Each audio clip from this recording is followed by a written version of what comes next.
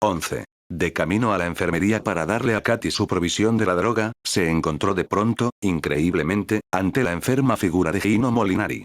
El secretario de las Naciones Unidas estaba derrumbado en su silla de ruedas con su pesada manta de lana sobre las rodillas, agitando los ojos como si fueran dos entidades vivas separadas. Inmovilizó a Eric como si fuera una mariposa clavada con un alfiler. Había micrófonos ocultos en su apartamento, dijo Molinari. Su conversación con Azeltine y Bachis fue escuchada, grabada, y me fue enviada una transcripción escrita. ¿Tan rápido?, consiguió decir Eric. Gracias a Dios, no había mencionado su propia adicción. Sáquela de aquí, gimió Molinari. Es una secuaz de los lilistarianos. Hará cualquier cosa, lo sé. Ha ocurrido antes. Estaba temblando. De hecho, ya está fuera de aquí. Mis hombres del servicio secreto se han hecho cargo de ella y la han llevado a un helicóptero. Así que no sé por qué me altero de este modo, intelectualmente, sé que la situación está controlada. Si tiene usted una transcripción, sabrá que la señorita Bachis ya había arreglado las cosas para que Katy. Lo sé. De acuerdo. Molinari jadeó en busca de aliento, el rostro congestionado y ansioso. Su piel colgaba en pliegues, oscuras oleadas de carne flácida. ¿Ve cómo actúan los lilistarianos? Utilizando nuestra propia droga contra nosotros. Es muy propio de esos bastardos, algo que cabría esperar de ellos. Deberíamos inundar con ella todos sus depósitos. Yo le dejo entrar aquí a usted, y luego usted deja entrar a su esposa. Para conseguir esa mierda, esa miserable droga, ella sería capaz de hacer cualquier cosa, de asesinarme si se lo pidieran. Sé todo lo que hay que saber acerca de la froedadrina. Soy el que le dio el nombre. Del alemán fro, que significa alegría, y el latín eda, la raíz de placer. Drina, por supuesto, se interrumpió, crispando sus hinchados labios. Estoy demasiado enfermo para agitarme así. Se supone que me estoy recuperando de esa operación que me hizo. ¿Intenta usted curarme o matarme, doctor? ¿O acaso no lo sabe? No lo sé, dijo Eric. Se sentía confuso, entumecido. Todo aquello era demasiado. Tiene mal aspecto. Eso es duro para usted, aunque según su dossier de seguridad y sus propias manifestaciones deteste a su esposa, y ella le deteste a usted. Supongo que piensa usted que si se hubiera quedado con ella no habría caído en la adicción. Escuche. Todo el mundo tiene que vivir su propia vida. Ella ha de tomar la responsabilidad de sus actos. Usted no la empujó a hacerlo. Ella decidió hacerlo. ¿Le ayuda algo esto? ¿Le hace sentir un poco mejor? Escrutó el rostro de Eric en busca de una reacción. Yo estaré bien, dijo Eric brevemente. Y el culo de un cerdo. Tiene tan mal aspecto como ella. Ahora vengo de verla, antes de que se la llevaran. No pude resistirlo. Pobre mujer. Ya puede apreciarse en ella la destrucción causada por la sustancia. Y proporcionarle un nuevo hígado y cambiarle toda la sangre no servirá de nada. Ya se ha intentado, como le dijeron. ¿Ha hablado usted con Katy? Yo. ¿Hablar con una secuaz de los lilistarianos? Molinari le miró intensamente. Sí, he hablado un poco con ella. Mientras la sacaban en una silla de ruedas. Sentía curiosidad por ver con qué tipo de mujer se había enredado usted. Tiene usted una vertiente masoquista de 8 metros de ancho, y ella es la prueba. Es una arpía, es un excent, un monstruo. Como usted me indicó. ¿Sabe lo que me dijo? Sonrió. Me dijo que usted también es adicto. Cualquier cosa con tal de crear dificultades, ¿correcto? Correcto, dijo rígidamente Eric. ¿Por qué me mira usted de este modo? Molinari le devolvió la mirada, mostrando su recuperado control en sus negros e hinchados ojos. Le altera oír todo esto, ¿verdad? Saber que ella está haciendo todo lo posible por destruir su carrera aquí. Eric, si yo pensara que estaba usted enganchado con esa sustancia, tendría que patearle fuera de aquí. Tendría que matarle. En tiempo de guerra ejecuto a la gente. Es mi trabajo. Como usted sabe y yo sé también, porque lo hemos hablado, puede que llegue un momento, quizá ya no muy lejano, en que sea necesario que usted, dudó. Lo que acordamos. Matarme incluso a mí. ¿Correcto, doctor? Tengo que llevarle la provisión de la droga, dijo Eric. ¿Puedo marcharme, secretario? Antes de que el helicóptero despegue. No, dijo Molinari. No puede irse porque hay algo que quiero preguntarle. El ministro Frenexi sigue aún aquí. Usted lo sabe. Con su séquito, en el ala este, en aislamiento. Tendió una mano. Quiero una cápsula de JJ, 180, doctor. Démela, y luego olvide lo que hemos hablado. Eric pensó para sí mismo. Sé lo que pretendes hacer. Lo mejor, intentas hacer. Pero no tienes ninguna posibilidad, esto no es el Renacimiento. Voy a administrársela yo personalmente, dijo Molinari, para asegurarme que llega a su destino y no es bebida por ningún estúpido a lo largo del camino. No, dijo Eric. Me niego absolutamente. ¿Por qué? Molinari inclinó la cabeza hacia un lado. Es suicida. Para todo el mundo en la Tierra. ¿Sabe usted cómo se libraron los rusos de Beria? Beria introdujo una pistola en el Kremlin, lo cual estaba contra la ley. La llevaba en su maletín, y le robaron el maletín y le dispararon con su propia pistola. ¿Cree usted que los asuntos tienen que ser complejos en la cumbre? Hay soluciones sencillas que la gente normal siempre olvida. Ese es el principal defecto de la masa. Molinari se interrumpió, se llevó repentinamente una mano al pecho. Mi corazón. Creo que se ha detenido. Ahora vuelve a funcionar, pero por un segundo no hubo nada. Había palidecido, y su voz se convirtió ahora en un susurro. Le llevaré de vuelta a su habitación. Eric se situó detrás de la silla de ruedas de Molinari y empezó a empujar. La mole no protestó. Se quedó sentado medio derrumbado en su silla, masajeándose el carnoso pecho, explorándolo, tocándolo, con el asomo de un miedo abrumador. Todo lo demás había quedado olvidado. No percibía nada excepto su enfermo y deteriorado cuerpo. Se había convertido en su universo. Con la ayuda de dos enfermeras, Eric consiguió volver a meter a Molinari en la cama. Escuche, es su excent, susurró Molinari, apoyando blandamente la cabeza contra la almohada. No necesito obtener de usted esta sustancia. Puedo presionar a Acertine, y él me la entregará directamente. Virgil Ackerman es amigo mío. Virgil se ocupará de que Acertine lo haga. Y no intente decirme cuál es mi trabajo. Usted haga el suyo y yo haré el mío. Cerró los ojos y gimió. Dios, sé que una arteria cerca de mi corazón acaba de estallar. Puedo sentir la sangre esparciéndose. Diga a Teagarden que venga. Gimió de nuevo, y luego se volvió de cara a la pared. Vaya día. Pero me libraré de ese frenexi. De pronto abrió los ojos y dijo. Sabía que era una idea estúpida. Pero ese es el tipo de ideas que tengo últimamente, ideas estúpidas como esa. ¿Y qué otra cosa puedo hacer excepto eso? ¿Es capaz de pensar usted en alguna otra cosa? Aguardó. No. Porque no hay nada más, por eso. Cerró de nuevo los ojos. Me siento terriblemente mal. Creo que esta vez me estoy muriendo realmente, y ustedes no van a poder salvarme. Traeré al doctor Teagarden, dijo Eric, y se dirigió hacia la puerta. Sé que es usted un adicto, doctor, dijo Molinari. Se alzó ligeramente. Casi invariablemente puedo decir cuando alguien está mintiendo, y su esposa no estaba mintiendo. Tan pronto como le vi a usted lo comprendí. Ni usted mismo se da cuenta de lo mucho que ha cambiado. Tras una pausa, Eric dijo. ¿Qué piensa hacer usted? Ya veremos, doctor, murmuró Molinari, y se volvió de nuevo cara a la pared. Tan pronto como hubo terminado la tarea de entregar la provisión de JJ 180 a Katy, abordó la nave expresa Detroit. 45 minutos más tarde estaba en el campo de aterrizaje de Detroit y seguía su camino en taxi hasta la compañía Acertine. Gino Molinari, no la droga, lo habían obligado a moverse tan rápido. Ni siquiera podía aguardar a la tarde. Ya hemos llegado, señor, dijo respetuosamente el circuito del taxi autónomo. Abrió la portezuela para que pudiera salir. Ese edificio gris de una planta con el seto de flores de cálices rosados y brácteas verdes en la base, es la compañía Acertine. Eric miró y vio el edificio, el césped y el seto de brezos. No era una estructura tan grande como cabría suponer de una instalación industrial. Así que aquel era el punto por el cual la JJ 180 había penetrado en el mundo. Espera, indicó al taxi. ¿Tienes un vaso de agua?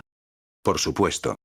Un vaso de papel lleno de agua se deslizó por la ranura frente a Eric, golpeó suavemente el borde con un ligero bamboleo, y se inmovilizó. Sentado en el taxi, Eric tragó la cápsula de JJ 180 que había llevado consigo. Extraída de la provisión de Katy. Transcurrieron varios minutos. ¿No va a salir, señor? Preguntó educadamente el taxi. ¿He cometido algún error? Eric aguardó. Cuando sintió que la droga empezaba a hacer efecto pagó al taxi, salió y caminó lentamente por el sendero ascendente bordeado de secoyas hacia las oficinas de la compañía Acertine. El edificio relampagueó como si hubiera sido alcanzado por el látigo de un rayo. Y, sobre su cabeza, el cielo azul se retorció lateralmente. Alzó la vista y vio que el claro azul del día se estremecía, como si intentara mantenerse, luego se hundía. Cerró los ojos porque el aturdimiento era demasiado intenso, los puntos de referencia de los objetos exteriores se habían hecho demasiado tenues, y avanzó paso a paso, tanteando su camino, ligeramente inclinado, motivado por alguna razón a seguir andando, aunque más lentamente. Dolía. Esta vez, al contrario que su primera experiencia, el reajuste de la estructura de la realidad que le rodeaba era brutal. Observó que sus pasos no ocasionaban ningún sonido. Se había desviado hacia el césped, pero seguía manteniendo los ojos cerrados. La alucinación de otro mundo, pensó. ¿Tiene razón Aceltine? Quizá, por una paradoja, yo pueda responder a eso dentro de la propia alucinación, si eso es lo que es. No lo creía. Aceltine estaba equivocado. Cuando una rama de brezo arañó su brazo se decidió a abrir los ojos. Uno de sus pies se había hundido en el oscuro y blando suelo de un macizo de flores. Se apoyaba en una tuberosa y medio aplastada begonía. Más allá del seto de brezos el costado gris del edificio de la compañía Aceltine se alzaba exactamente igual que antes y, encima, el cielo tenía un color azul descolorido con nubes irregulares derivando hacia el norte, el mismo cielo que antes, por todo lo que podía decir. ¿Qué era lo que había cambiado? Se volvió hacia el sendero flanqueado de secoyas. ¿Debo entrar? Se preguntó. Observó la calle. El taxi había desaparecido. Detroit, los edificios y rampas de la ciudad, parecían como ligeramente sofisticados. Pero no conocía aquella zona. Cuando alcanzó la entrada la puerta se abrió automáticamente ante él, y contempló un acogedor vestíbulo con relajantes sillones de piel, revistas, una mullida moqueta cuyo dibujo cambiaba constantemente, vio, a través de la puerta abierta, una zona comercial. Máquinas de contabilidad y un ordenador de un tipo más bien normal, y al mismo tiempo oyó el zumbar de la actividad más allá de eso, en los propios laboratorios. Cuando iba a sentarse, un rehén entró con sus 4 brazos en la estancia, su rostro azul y quitinoso completamente inexpresivo, sus alas vestigiales apretadas contra su curvada espalda, lisa y reluciente como una bala. Silbó una bienvenida hacia él, eso le sorprendió, y cruzó la puerta. Otro rehén, agitando vigorosamente todos sus brazos doblemente articulados, apareció, avanzó hacia él, se detuvo, y extrajo una pequeña caja cuadrada. En un lado de la caja aparecieron y desaparecieron unas palabras en inglés. Despertó al hecho de que tenía que prestarles atención. El rehén estaba comunicándose con él. Bienvenido a la compañía Aceltine. Leyó las palabras, pero no supo qué hacer con ellas. Se trataba de un recepcionista. Vio que el rehén era una hembra. ¿Cómo responder? El rehén aguardaba, zumbando. Su estructura se agitaba constantemente, como si fuera incapaz de permanecer completamente inmóvil. Sus ojos multifacetados se retraían y emergían a intervalos regulares, como si fueran parcialmente absorbidos al interior del cráneo y luego expulsados como aplastados corchos. Si no hubiera estado mejor informado sobre ello, hubiera jurado que era ciego. Luego se dio cuenta de que aquellos eran sus falsos ojos. Los auténticos, compuestos también, se hallaban en los codos de su par superior de brazos. ¿Puedo hablar con alguno de sus químicos? Dijo. Y pensó. Así que perdimos la guerra. Ante estas cosas. Y ahora la Tierra ha sido ocupada. Y sus industrias son llevadas por ellos. Pero, pensó, los seres humanos aún existen, puesto que este rehén no se ha sorprendido al verme. Ha aceptado mi presencia como algo natural. Así que tampoco podemos ser simples esclavos. ¿Sobre qué asunto? Dudó, luego dijo. Sobre una droga. Producida aquí en el pasado. Llamada o bien fluedadrina o JJ, 180. Ambos nombres se refieren al mismo producto. Un momento, por favor. El rehén hembra se dirigió a la puerta interior que conducía a la oficina y desapareció tras ella. Eric aguardó de pie, pensando para sí mismo que si aquello era una alucinación no era, evidentemente, una alucinación voluntaria. Un rehén más voluminoso, un macho, apareció por la puerta. Sus articulaciones parecían un tanto rígidas, y Eric se dio cuenta de que era viejo. La vida de los rehenes solía ser corta, y se medía en términos de meses, no de años. Este había llegado casi al final de la suya. Utilizando la caja traductora, el viejo macho rehén preguntó. ¿Qué quiere saber sobre la JJ, 180? Por favor, sea breve. Eric se inclinó y tomó una revista que había sobre una mesita cercana. No estaba en inglés. La portada mostraba una foto de 2 rehenes, y el texto estaba formado por la enrevesada escritura pictórica rehén. De alguna forma, le impresionó más que la vista del propio enemigo. Por favor. El viejo rehén se agitó impaciente. Quiero comprar un antídoto a la droga adictiva JJ, 180, dijo Eric. Para terminar con mi adicción. No me necesita a mí para esto. La recepcionista hubiera podido atenderle. El viejo Rex se dio la vuelta y se alejó altaneramente, ansioso de regresar a su trabajo. Eric se quedó de nuevo solo. La recepcionista regresó con una pequeña bolsa de papel marrón. Se la tendió, no con un brazo articulado sino con una mandíbula. Eric la aceptó, la abrió y miró dentro. Una botellita de pastillas. Esto era. No necesitaba nada más. Serán 4,35, señor. La recepcionista miró mientras Eric sacaba su cartera. Extrajo un billete de $5 y se lo tendió. Lo siento, señor, este dinero es de la guerra. Y está fuera de circulación. ¿No puede usted aceptarlo? Preguntó Eric. Lo tenemos expresamente prohibido. Entiendo, dijo torpemente, y se preguntó qué hacer. Podía tragar el contenido de la botella antes de que el reo de hembra pudiera impedírselo. Pero entonces probablemente sería arrestado, y podía visualizar el resto en un instante. Una vez la policía hubiera examinado su identificación, sabrían que procedía del pasado. Y sabrían también que podía volver a su presente con información que podía afectar el resultado, que evidentemente había sido favorable para ellos, de la guerra. Y no podían permitirlo. Lo matarían. Aunque las dos razas vivieran ahora en concordia. Mi reloj, dijo. Se lo quitó de la muñeca, se lo pasó al rey hembra. 17 rubíes, pila para 70 años. Con una repentina inspiración, añadió. Y antiguo, perfectamente conservado. De los días de antes de la guerra. Un momento, señor. La recepcionista aceptó el reloj y se encaminó sobre sus largas y flexibles piernas hacia la oficina, conferenció con alguien invisible para Eric. Este aguardó, sin hacer ningún intento de tragar las pastillas, se sentía atrapado en una membrana de aplastante densidad, incapaz de actuar o de escapar a cualquier acción, atrapado en una tierra intermedia. De la oficina emergió algo. Alzó la vista. Era un humano. Un hombre, joven, con el pelo muy corto, vestido con una bata manchada y arrugada. ¿Cuál es el problema, amigo? Preguntó el hombre. Tras él estaba la recepcionista Reg, haciendo resonar sus articulaciones. Lamento molestarle, dijo rápidamente Eric. ¿Podemos hablar en privado usted y yo? El hombre se encogió de hombros. Por supuesto. Condujo a Eric a lo que parecía ser un cuarto de almacenaje. Cerró la puerta, se volvió plácidamente hacia él y dijo. Este reloj vale $300. Ella no sabe qué hacer con él, solo tiene un cerebro tipo 600. Ya sabe cómo son los Rex de clase D, encendió un cigarrillo, le ofreció el paquete, Camel, a Eric. Soy un viajero temporal, dijo Eric mientras tomaba un cigarrillo. Por supuesto que lo es, rió el hombre. Le ofreció a Eric el encendedor. ¿Sabe usted cómo actúa la JJ 180? Fue elaborada precisamente aquí. Tras una pensativa pausa, el hombre dijo. Pero no desde hace años. Debido a sus cualidades adictivas y su toxicidad. De hecho, no existe desde la guerra. ¿Ellos ganaron la guerra? ¿Ellos? ¿Quiénes son ellos? Los Rex, dijo Eric. Los Rex, dijo el hombre, somos nosotros. No ellos. Ellos eran los lilistarianos. Si usted es un viajero temporal, tendría que saberlo mejor que yo. El pacto de paz. No hubo ningún pacto de paz. Escuche, amigo, me gradué en Historia Universal en la universidad. Iba a dedicarme a la enseñanza. Lo sé todo respecto a la última guerra. Era mi especialidad.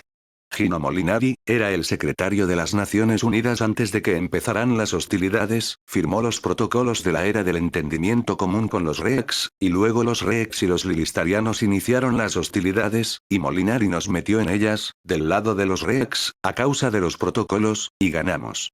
Sonrió.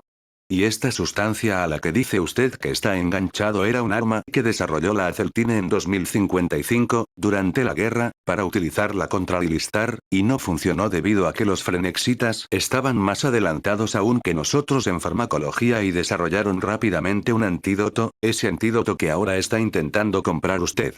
Dios, tenían que desarrollarlo. Habíamos echado JJ 180 en todos sus depósitos de agua potable. Eso fue idea de la mole en persona.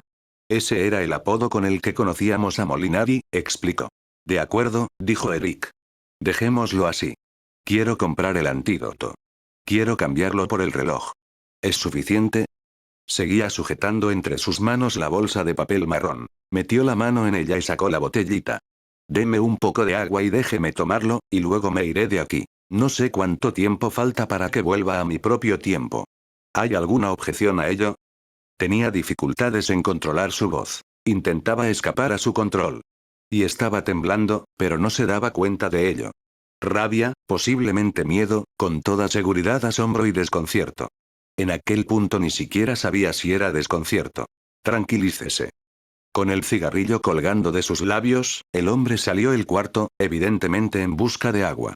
¿Puede tomarlo con una coca? Sí, dijo Eric. El hombre regresó con una botella medio llena de Coca-Cola, y miró mientras Eric luchaba por tragar las pastillas, una tras otra. El rey hembra apareció en la puerta. ¿Algún problema? No, dijo el hombre, mientras Eric conseguía tragar la última pastilla. ¿Se hará usted cargo del reloj?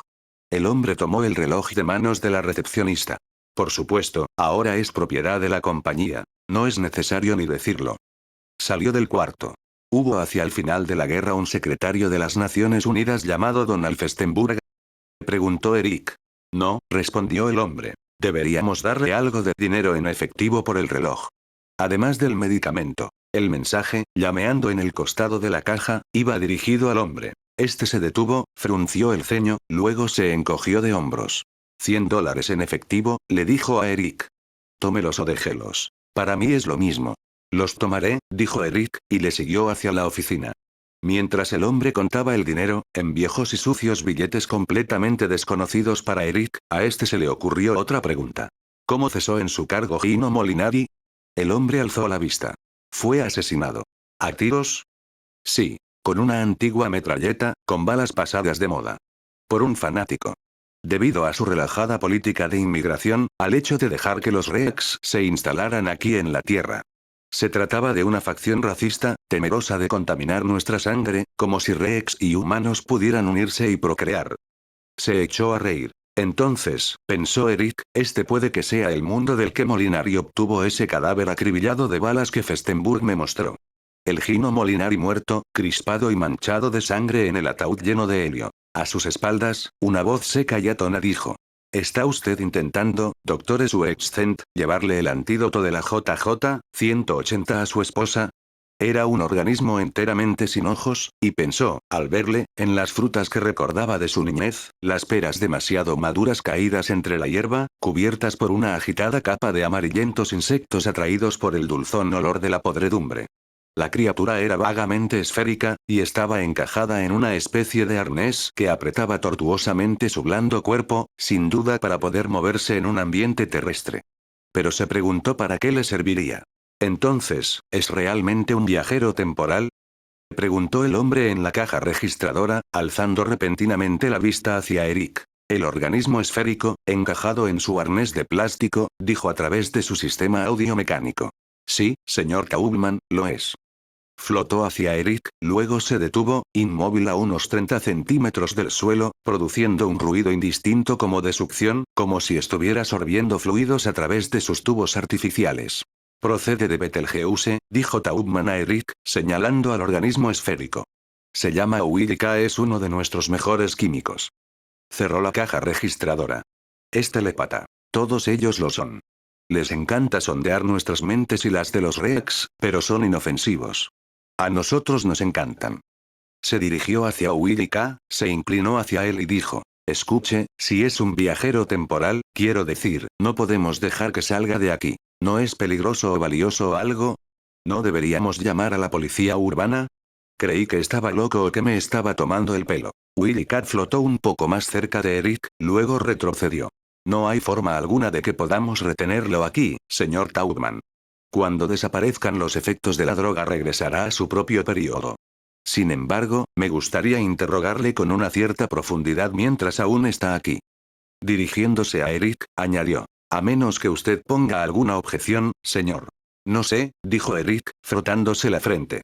Todo aquello había sido demasiado inesperado, oír a Uilica hablar de Katy. Lo había desorientado por completo, y todo lo que deseaba ahora era marcharse, no sentía curiosidad, ningún interés por la situación. Comprendo su postura, dijo Uilica. En cualquier caso, el hecho de interrogarle es puro formulismo. Puedo averiguar todo lo que desee de usted sin ninguna necesidad de hacerle ninguna pregunta. Lo que esperaba conseguir era responder, si podía, a alguna de sus propias preguntas por la forma en que yo formulara las mías. Su esposa, por ejemplo. Siente usted una serie de emociones tremendamente conflictivas respecto a ella, en su mayor parte miedo, luego odio, y también una buena cantidad de no distorsionado amor. Dios, ¿cómo les gusta a los Beatles ser psicólogos?, murmuró Taubman.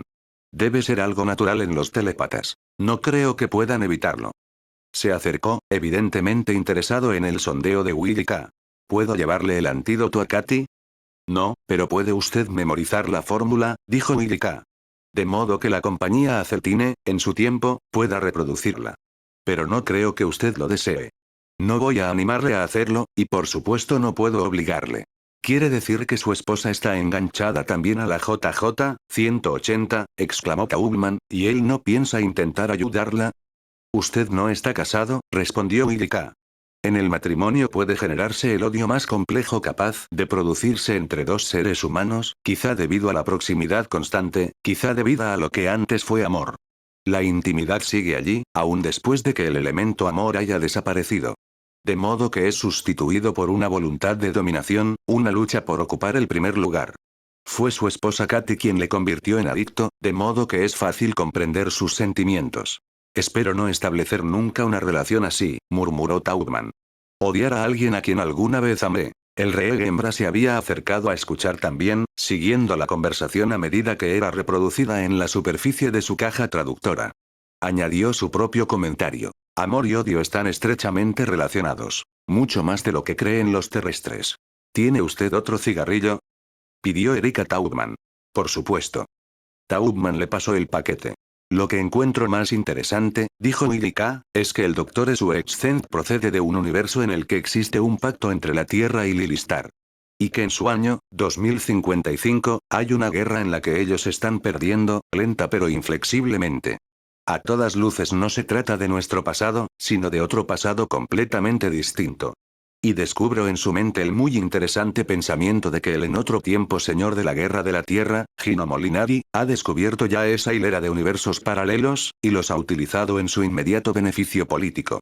Willy K. guardó unos instantes de silencio y luego declaró: no, Dr. Suexcent, después de haber visualizado sus recuerdos del cadáver de Molinari, estoy bastante seguro de que no fue obtenido de nuestro mundo. Cierto, Molinari murió asesinado aquí, pero recuerdo los impactos en su cuerpo, y hay algunas diferencias pequeñas pero cruciales. En nuestro mundo el secretario fue alcanzado repetidamente en la zona facial. Sus rasgos resultaron destruidos. El cuerpo que usted vio no estaba tan dañado, y supongo que procede a otro mundo en el que fue asesinado de una forma similar, pero no idéntica, a la de este. Esto debe explicar el por qué tan pocos viajeros temporales han aparecido por aquí, dijo Taubman. Deben estar dispersos por todos los distintos futuros posibles. En cuanto al Molinari viril, dijo pensativamente Willy K., supongo que él también es una configuración alternativa. Por supuesto, doctor, usted se da cuenta de que todo esto indica que su secretario ha tomado también la JJ 180. En consecuencia, es un elemento de cruel hipocresía su amenaza de matarle si usted se convertía en un adicto. Pero supongo igualmente, por diversos indicios que he hallado en su mente, que él posee también el antídoto manufacturado por los lilistarianos que usted acaba de tomar. Así que no tiene miedo y puede moverse libremente por entre los mundos. La mole, se dio cuenta de pronto Eric, podría habernos proporcionado en cualquier momento el antídoto a mí y a Katy. Le resultaba duro aceptar aquello de Gino Molinari, que había parecido mucho más humano que eso. Se dio cuenta de que simplemente había estado jugando con ellos. Como Willy K. decía, con un elemento de cruel hipocresía. Pero espere, advirtió Willy K.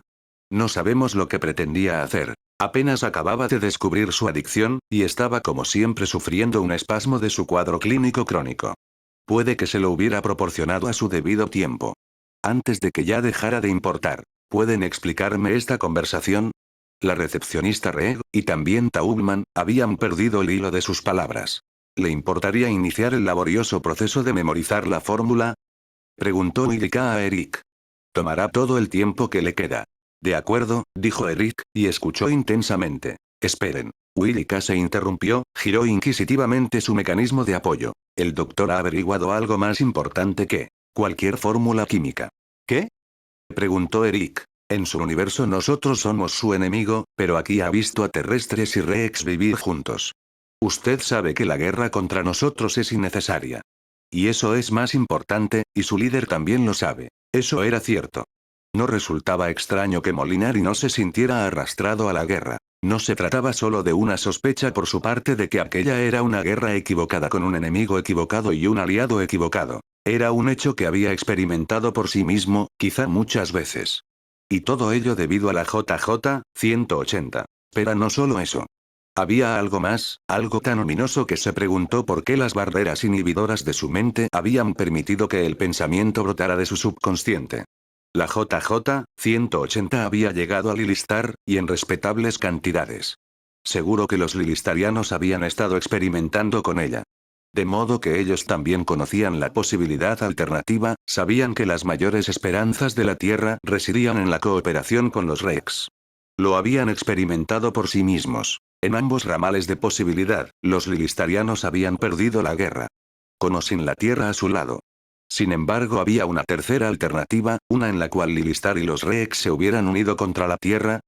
Un pacto entre Lilistar y los Rex es improbable, dijo Ilika. Han sido antagonistas durante demasiados años. Creo que solo es el planeta de ustedes, en el que estamos ahora, el que está en la balanza. Lilistar será derrotado por los Rex en cualquier eventualidad. Pero eso, dijo Eric, significa que los lilistarianos no tienen nada que perder. Si saben que no pueden ganar, podía imaginar la reacción de Frenexy ante aquella información. El nihilismo, la destructiva violencia de los lilistarianos, podía ser inconcebible. Cierto, admitió Ilika. Así que su secretario obra juiciosamente yendo de puntillas. Ahora quizá pueda comprender usted por qué su cuadro general mórbido debe ser tan extenso, por qué debe estar empujándose constantemente más allá del límite, muriendo una y otra vez, para servir a su pueblo. ¿Y por qué duda en proporcionarle a usted el antídoto a la JJ-180? Si los agentes de la inteligencia lilistariana, y su esposa puede ser uno de ellos, supieran que obra en su poder, tal vez, Wilika guardó silencio. Es difícil, como usted mismo puede darse cuenta, predecir el comportamiento de los psicópatas. Pero una cosa sí está clara. Ellos no ignorarían la situación. Encontrarían una manera de arrebatarle el antídoto, dijo Eric. Olvida usted un detalle. Su actitud sería punitiva. Sabrían que Molinari posee demasiado poder, que habiendo usado sin restricción la JJ-180, sin la posibilidad de adicción o deterioro neural, no puede ser controlado por ellos. Es por eso por lo que, sobre una profunda base psicosomática, Molinari puede desafiar al ministro Frenexy. No se halla enteramente impotente. Todo esto se me escapa, murmuró Taubman. Discúlpenme. Se alejó. La recepcionista Rex se quedó. Diga a su secretario que contacte con las autoridades Rex. Nosotros podemos ayudarle a proteger la tierra de la venganza lilistariana, estoy segura. El mensaje que le había lanzado la criatura de muchos brazos a través de su caja traductora era más bien nostálgico, pensó Eric. Era posible que los Rex desearan ayudar, pero los lilistarianos ya estaban en la Tierra, ocupando posiciones clave. A la primera sospecha de que la Tierra estaba negociando con los Rex, los lilistarianos pasarían a la acción. Debían tener ya planes preparados.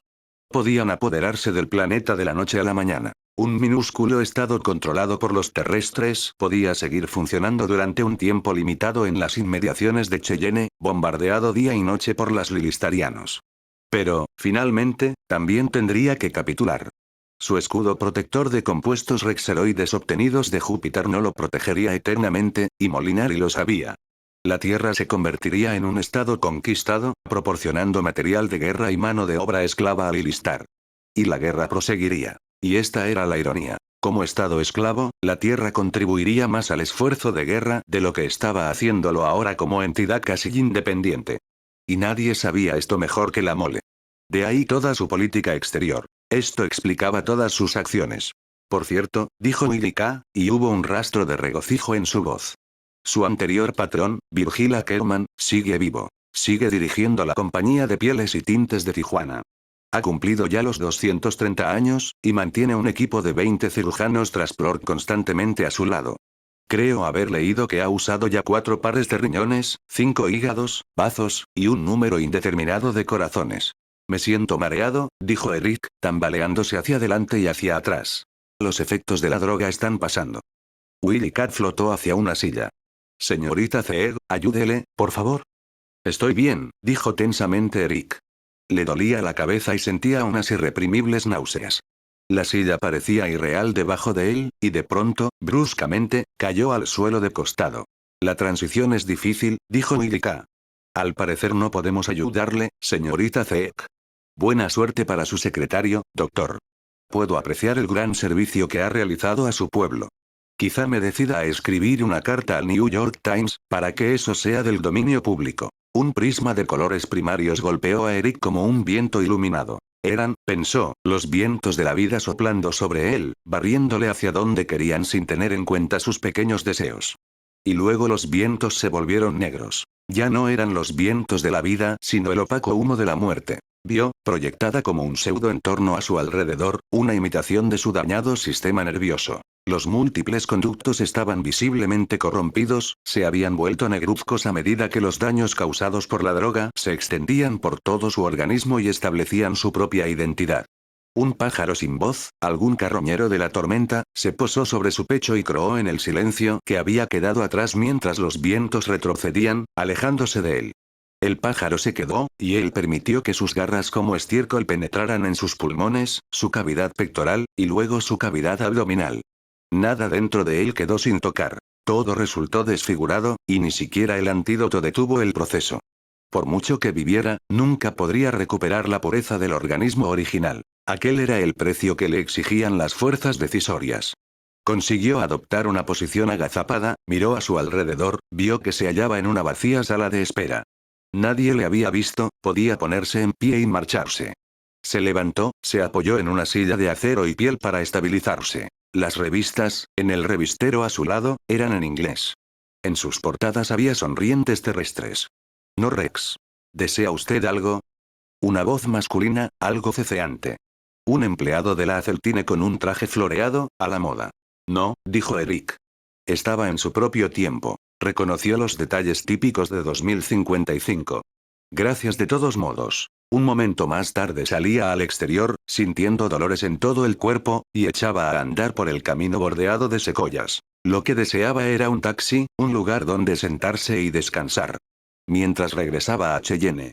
Había conseguido lo que quería. Presumiblemente ya no era un adicto a la JJ, 180 y, si podía, liberaría también a su esposa de ello.